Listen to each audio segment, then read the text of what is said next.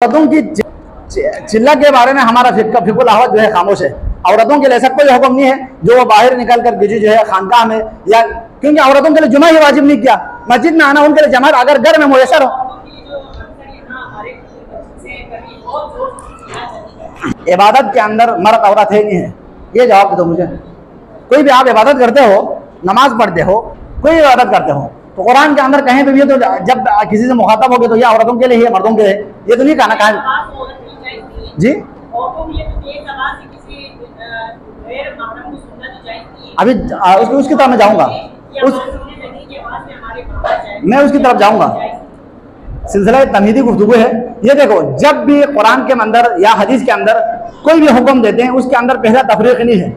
हाँ, औरतों से मुतालिक अगर कोई जरूरी मसाला है जिसके अंदर कुरान ने साफ कहा हो या औरतों के साथ मखसूस है, औरत कर सकती है, मर्द के लिए नहीं है। या बाज़ जगहों पे तखसीस के साथ सराहतन कहा हुआ है, हाँ ये मर्द कर सकते हैं, औरत के लिए जायज नहीं है, तो उस वक्त औरत को नहीं करना चाहिए।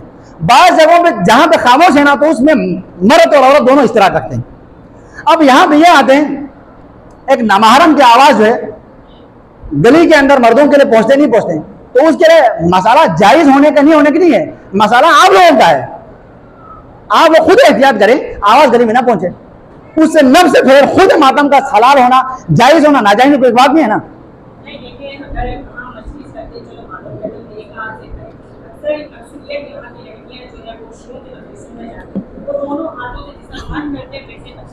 ये देखो, अगर यही दोनों हाथ से मातम मर्द करते हैं, अगर मर्द के लिए जायज है तो औरत के लिए नाजायज है कहना, ये नहीं कह सकते। ये ना आप कुरान से दलील ला सकते हैं, ना आप हदीस से दलील ला सकते हैं, ना आप सीरत की किसी किताबों से दलील ला सकते हैं।